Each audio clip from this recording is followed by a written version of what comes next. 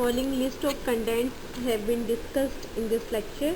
That is how the process of absorption takes place into the soil, chemistry behind this process,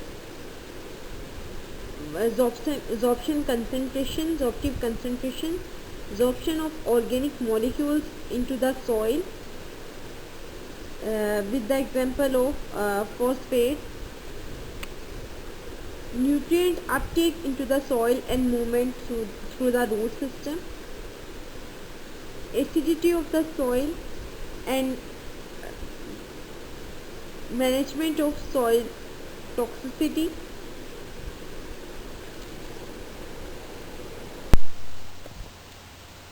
Soil organic matter interactions. Soil organic matter are materials derived from the decay of plants and animals. They contain many hydrogen and carbon compounds. The arrangement and formation of these compounds influence a soil's ability to handle spilled chemicals and other pollutants. Oxidation and other reduction reactions. Soil that alternate between wet and dry go from having a lot of oxygen.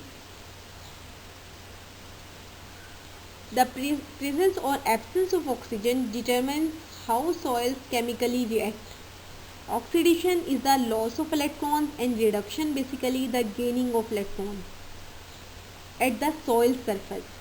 These type of reactions occur every day and are responsible for creating things like rust.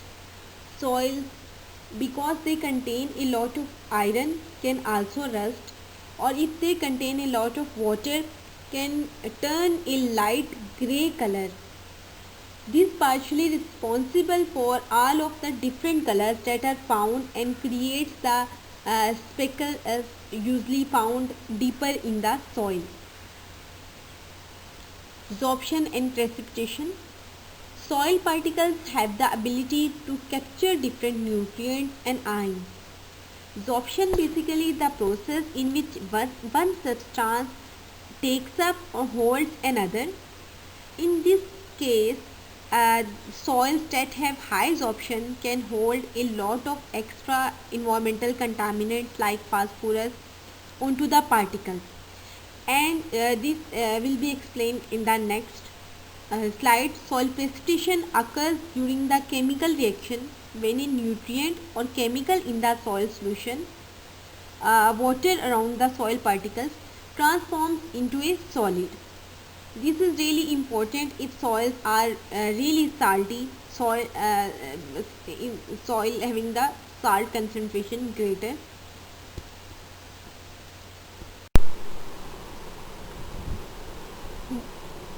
Now, what is the difference between absorption, adsorption, and absorption and precipitation?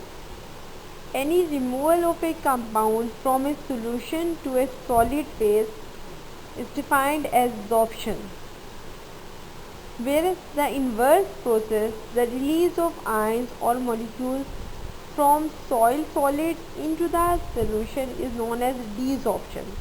Desorption means removal.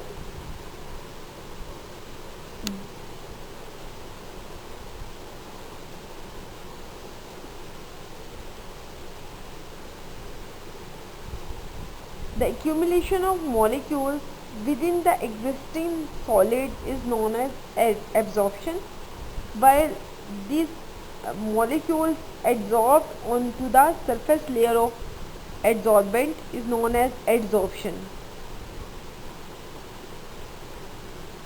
An incorporation of the substances within an expanded three-dimensional solid is known as precipitation.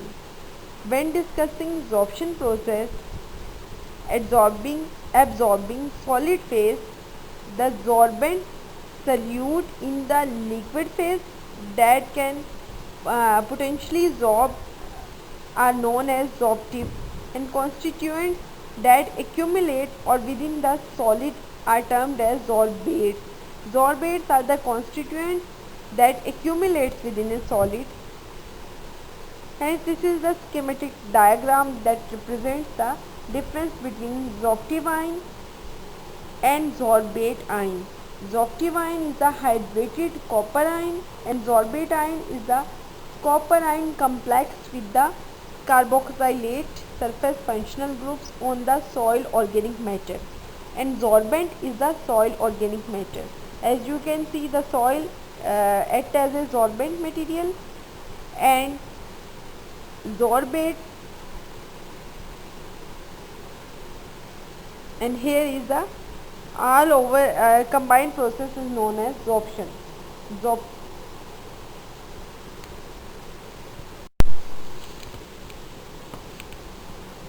Most relevant chemicals can be grouped into three sorptive categories. First, anionic sorbents that are negatively charged because they have more electrons than the protons. For example, the nutrient orthophosphate is an anion. Cationic sorptive that are positively charged because they have fewer electrons than protons. For example, divalent cation, calcium and lead, and uncharged organic sorptives that exhibit a range of polarities, non-polar to polar, based on the distribution of electrons across the molecules. For example, aromatic ring compound benzene has uniform electron distribution, hence it is non-polar, whereas sucrose has a non-uniform distribution of electrons and is highly polar. These categories can also be applied to a portion of large sorptives that contain a diversity of functional groups.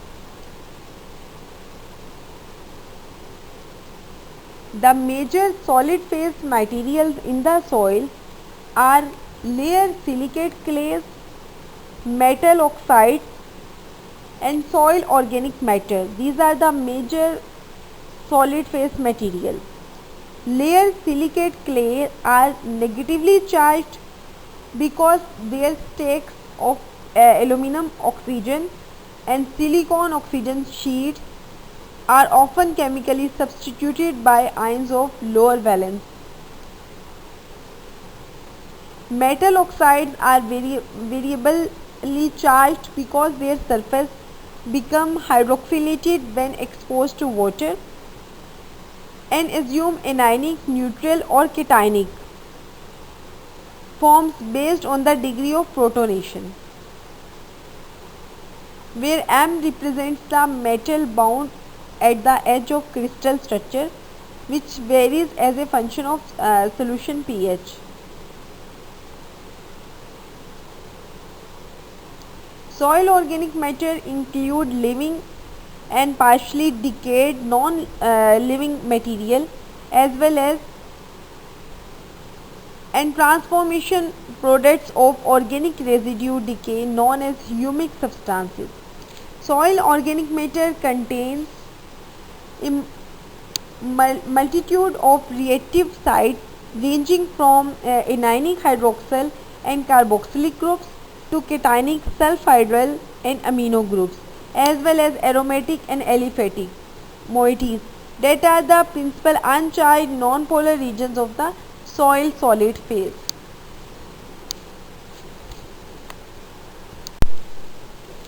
Sorptive concentration. Sorptive concentration has the most significant influence on the accumulation of sorbate on or within the sorbent. At low sorptive concentration, Le Chatelier's principle of chemical equilibrium predicts that increasing sorptive concentration will result an increase in sorbate concentration. For example, adding fertilizer to a soil will increase the soil potassium concentration and subsequently increase the amount of potassium absorbed by the solid phase. Conversely, as growing plants uptake potassium from the soil solution, this will drive desorption of the sorbate from the soil. In this way, soil serves as nutrient reserve for plant and soil organisms. A common method for assessing absorption characteristic of a soil is to measure the relationship between the equilibrium concentration of absorptive and sorbate across a range of absorptive concentration while holding temperature and other parameters constant. The resulting dataset is termed as absorptive isotherm. For many organic compounds and ions in a solution at low concentration, this relationship is linear. The represents as distribution coefficient as shown here. At higher ion concentration, the relationship between adsorbate and absorptive concentration can exhibit significant non-linearity, often approaching a maximum absorption plateau, after which increase in absorptive concentration doesn't result in additional absorption. Many sandy agricultural soils are near their maximum absorption capacity for phosphorus as a result of long-term fertilization practices or naturally low affinity for phosphorus.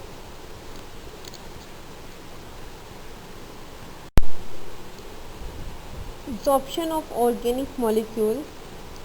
For ionizable organic constituents, absorption is governed by absorbent charge characteristics similar to those discussed for inorganic cations and anions.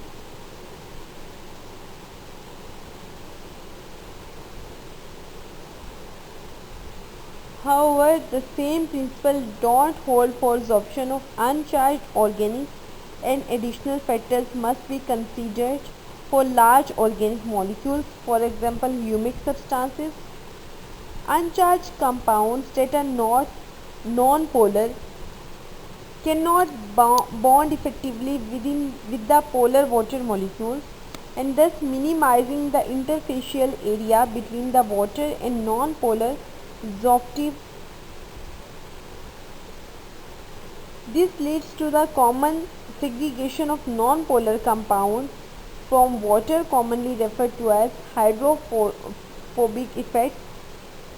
When portion of a non-polar compound come in contact with a non-polar sorbent, they are no longer exposed to water, and thus overall non-polar polar interfacial area is reduced. Reduction in this interfacial area is enhanced if the sorbate binds to a non-polar, that is the hydrophobic region of soil organic matter. Thus, absorption of non-polar compound is well correlated with soil organic matter content as shown in the figure. However, the molecular scale structure of soil organic matter is very complex, and variation in the chemical structure of soil organic matter strongly influence the absorption. Once non-polar organics are driven from solution and into contact with the hydrophobic region within the soil organic matter, short-range van der Waals forces can enhance sorbate-sorbent interaction. Van der Waals forces arises from resonating polarity fluctuation within non-polar moieties of the sorbent and sorbate.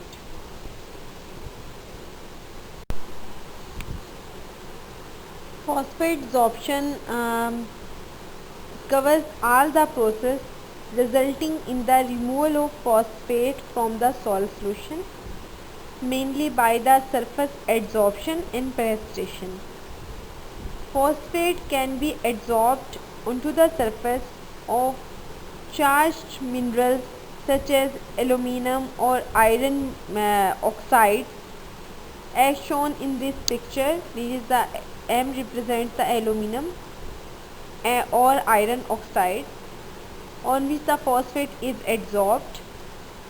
And in this second picture that shows that soil minerals basically consist of contains aluminum oxide or iron oxide on which the phosphate is adsorbed.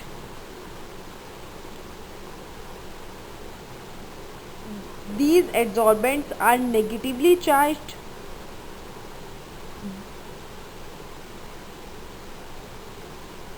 and specific adsorption is characterized by the formation of inner sphere complexes as shown in this figure 2. That complexes are formed where no water molecules are interposed between the adsorbent and adsorbate. If the adsorbed phosphate ions then diffuse into the solid, then they are adsorbed. Adsorption covers the combined process as the adsorption and absorption. Adsorbed phosphate may become trapped on the surface of soil minerals if they are iron or aluminum. Absorption of the uncharged compounds with polar functional groups, particularly those containing oxygen or nitrogen, are strongly influenced by hydrogen bonding between the sorbate and sorbent. Hydrogen bonding develops due to interaction of hydrogen atoms in a polar bond and unsaturated electron pairs in an electronegative atom in close proximity. For example, a sorbate ketone group can form a hydrogen bond with a hydroxylated surface functional group on a mineral surface. Both van der Waals forces and hydrogen bonding are additive across a molecule. The size of the sorbate increases. These attractive forces become more prominent for sorbate retention to the soil.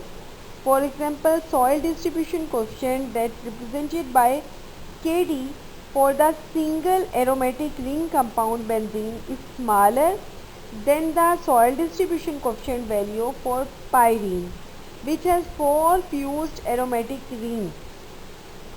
The preferential absorption of humic substances with high molecular weight over those with lower molecular weight can also be explained in a similar term. There are 3 basic methods in which nutrients make contact with the root surface for plant uptake. They are the root interception, mass flow and diffusion. Now what is the root interception? Root interception occurs when a nutrient come into physical contact with the root surface.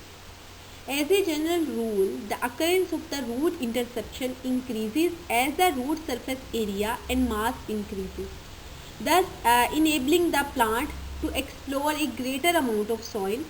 Root interception may be enhanced by mycorrhizal fungi, which colonize roots and increase the root exploration into the soil. Root interception is responsible for an appreciable amount of calcium uptake and some amount of magnesium, zinc and manganese. Now the mass flow. Mass flow occurs when nutrients are transported to the surface of roots by the movement of water into the soil, that is percolation, transpiration or evaporation. The rate of water flow governs the amount of nutrients that are transported to the root surface.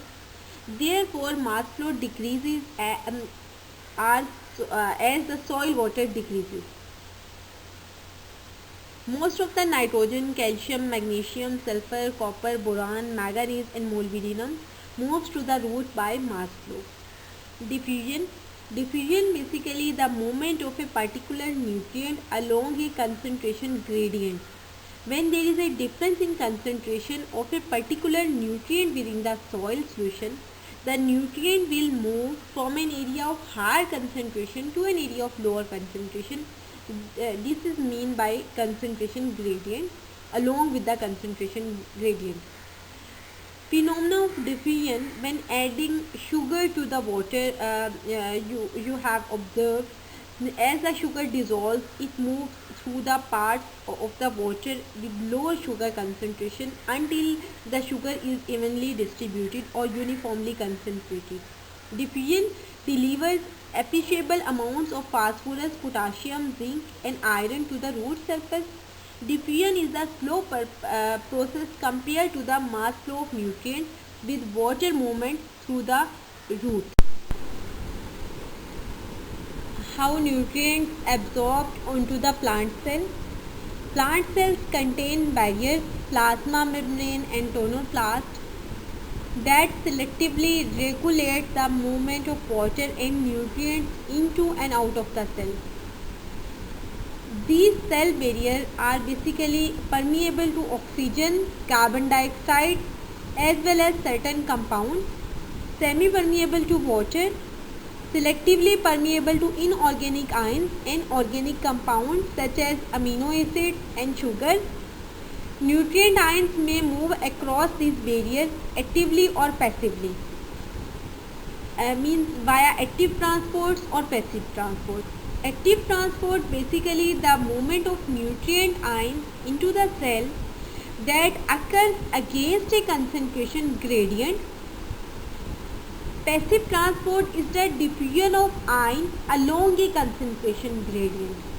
When the interior of the cell has a lower concentration of a specific nutrient than outside of the cell, the nutrient can diffuse into the cell,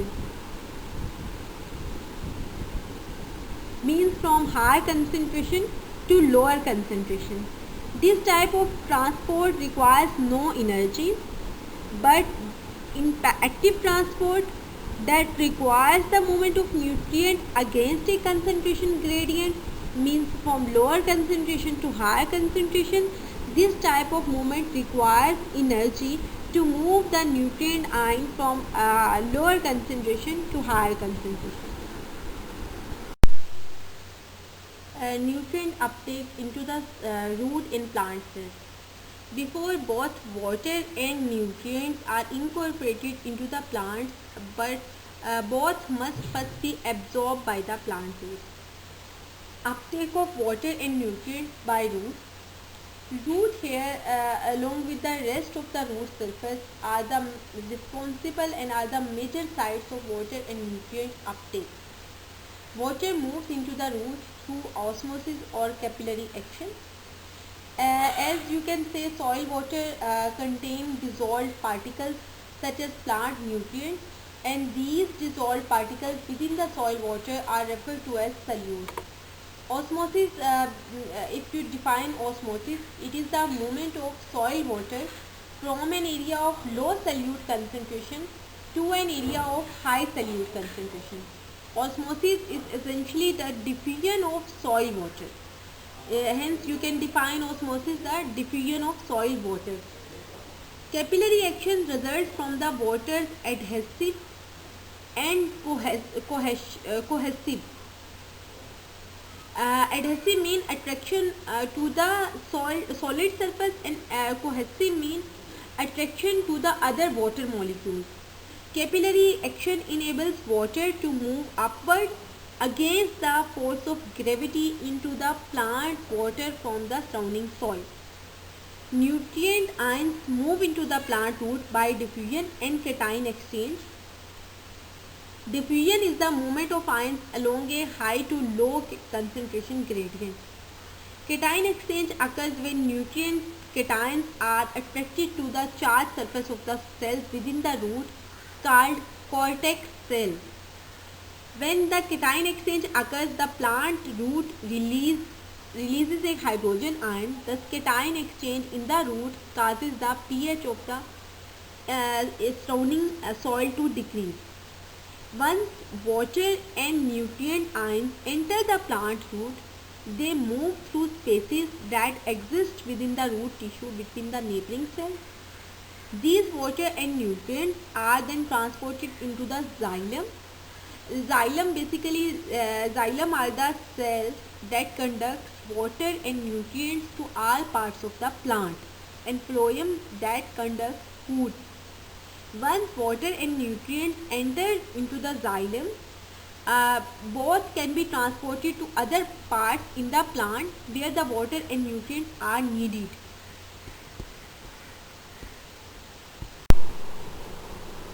Soil acidity and liming. Soil pH is a useful indicator of the relative acidity or alkalinity of the soil. The pH scale ranges from 0 to 14 and the soil is assigned a value from pH scale to describe the acidity character or having the alkalinity. Since pH 7 falls midway along the scale and pH values that are equal to 7 are said to be neutral. However, pH values that fall below the 7 are acidic, while the pH values that above the 7 are known as alkaline, as shown in this way.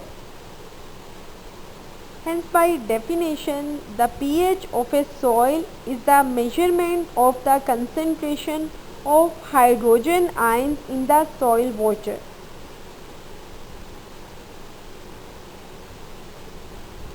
Recall that hydrogen ion is an acid cation. Hence, the greater concentration of hydrogen ions in the soil water solution, the lower the pH. Lower the pH means the soil is acidic. The lower pH means the greater the acidity of soil it will be. The concentration of hydrogen ions in the soil solution is directly proportional to and in equilibrium with the hydrogen ions retained on the soil's cation exchange complex. Thus, hydrogen ions retained by clay particles replenish or buffer the hydrogen ions in the soil water. Soil pH is an important soil property because it affects chemical, biological and physical process of the soil. The pH is often considered the master variable of the soil. Its importance in the nutrient management cannot be understood. The effect of soil pH is described in the next slide.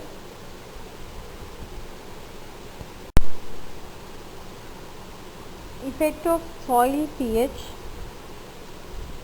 First of all, nutrients that are available in the soil affect the soil pH, as the availability of certain essential nutrients as nitrogen, phosphorus, sulfur, magnesium, sodium, molybdenum under acidic conditions. Now the next factor that affects the soil pH is soil acidity. Release of hydrogen atoms under natural chemical processes in the soil affect the soil pH. As greater the number of hydrogen ions, lower the pH of the soil. Atmospheric carbon dioxide reacts with the water to form carbonic acid. Similarly, organic molecules react with water and cause acid dissociation and oxidation of nitrogen, sulfur, iron and ammonium takes place under acidic soil.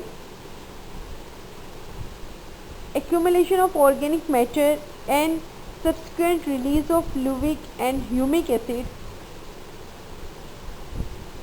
that part of the humus. Now the next is reaction of aluminum cations with water, a process known as hydrolysis. Next, natural deposition that takes place via lightning that deposits acidic nitric acid, and via the volcanic activity acidic sulfuric acid deposits in the soil. Human factors. Via human factors, oxidation of Applied synthetic ammonium-based fertilizers increase the nutrients in the soil and also affect the soil pH, alter the value of the pH of the soil. Oxidation of nitrogen compounds in the applied animal manure or sewage sludge also alter the soil pH. Deposition of acid rain, that is the nitric acid and sulfuric acid, that caused by the industrial pollution also lower the pH of the soil, that increase the acidic character in the soil. Problems associated with the soil acidity. Aluminum toxicity can occur in soil that have large amounts of aluminum containing minerals. In such soil, aluminum can dissolve into soil solution as the soil pH drops below 5.4. It means soil having the greater concentration of hydrogen ions. In contrast, aluminum solubility decrease dramatically as the soil pH increase above 5.4. A proper management of soil pH can prevent problems associated with aluminum toxicity. Excessive amounts of aluminum can inhibit root development and limit copper growth. Aluminum saturation is an expression which describes the relative abundance of aluminum in the soil. Like base saturation, aluminum saturation is the percentage of cation exchange capacity occupied by the aluminum. Like all cations, aluminum held by the cation exchange complex is in equilibrium with the aluminum in the soil solution. Although tolerance to aluminum varies among the plant species, most plants don't tolerate greater than 15% aluminum saturation. However, certain plants such as sugarcane, pineapple, corn can tolerate relatively high levels of aluminum saturation. Aluminum toxicity occurs under acidic conditions, especially when the pH values are equal to or less than 5.4.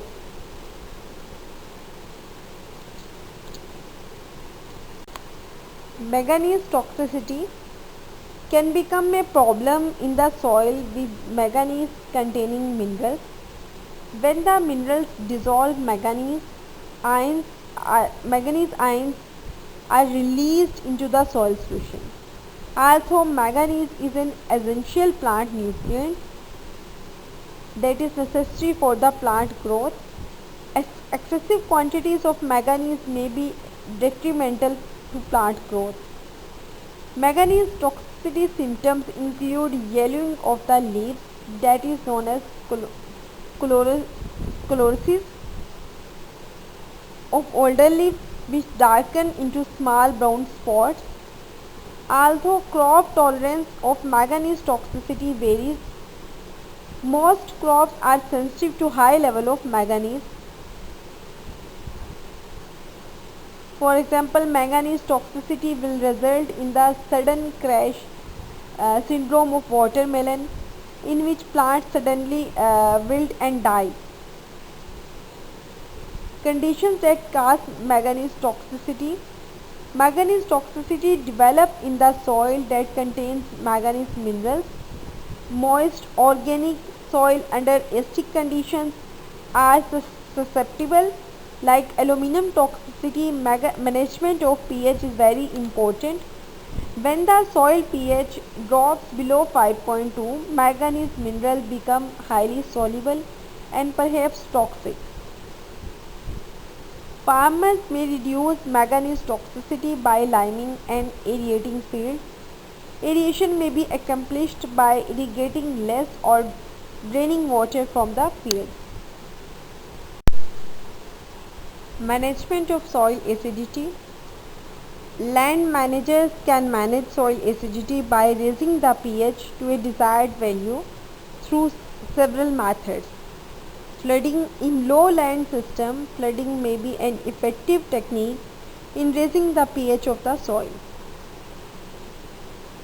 However, this effect is only good for the time for which soil is flooded. Flooded or paddy mineral soils are self-liming. When they are flooded and become anaerobic, that is a lack of oxygen in soil atmosphere, for a period of time, the pH rises toward neutrality even when the soil pH was originally acidic. If the soil subsequently drained and becomes more aerobic, more oxygen in the soil atmosphere, the pH again will return to an acidic state. Second is the addition of organic matter. Addition of organic matter is a option to manage problems associated with the soil acidity. Organic matter increase the cation exchange capacity of the soil. As the base saturation increase, the relative amount of acid cation decrease. In addition, organic matter forms strong bonds known as chelates with aluminum. Chelation reducing the solubility of aluminum in soil acidity. Again, if the soil is prone towards the manganese toxicity, it is not suggested that you add the organic matter. Addition of wood ash, like organic matter, wood ash increase base saturation and forms chelates with aluminum. Conventional liming.